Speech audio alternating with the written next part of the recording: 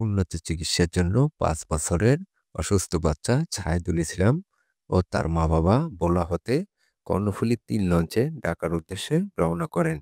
কিন্তু বিপত্তি বাধল যাত্রাপথে। যাত্রাপথে শিশুটির শারীরিক অবস্থা দ্রুত অবনতি হলে তার মা-বাবা হাহাকার করতে থাকেন এবং কান্নায় ভেঙে পড়েন। এই দৃশ্য চোখ এড়ায়নি লঞ্চের যাত্রী হিসেবে থাকা এক কোস্টগার্ড সদস্যের। এ বিষয়টি দেখে তিনি পাগলা স্টেশন কমান্ডারকে অবহিত করেন। স্টেশন কমান্ডারের নির্দেশে টহলে থাকা একটি টিম স্পিড বোট নিয়ে অতি দ্রুত পৌঁছে যায় ঘটনাস্থলে। গিয়ে অসুস্থ শিশুটিকে জরুরি প্রাথমিক চিকিৎসা দিয়ে অতি দ্রুত বিসিজি স্টেশন বাংলায় স্থানান্তর করেন। পরবর্তীতে শিশুটিকে উন্নত চিকিৎসার জন্য অ্যাম্বুলেন্স যোগে ঢাকা মেডিকেলে প্রেরণ করেন এবং জরুরি বিভাগে ভর্তি করা হয়। বাংলাদেশ কোস্ট গার্ডের এমন কর্মতৎপরতায় প্রশংসা কুড়িয়েছেন বিভিন্ন মহলের।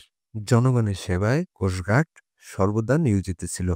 ভবিষ্যতেও এর দ্বারা অব্যাহত থাকবে বলে আশাবাদ ব্যক্ত করেন বাংলাদেশ কোস্টগার্ড।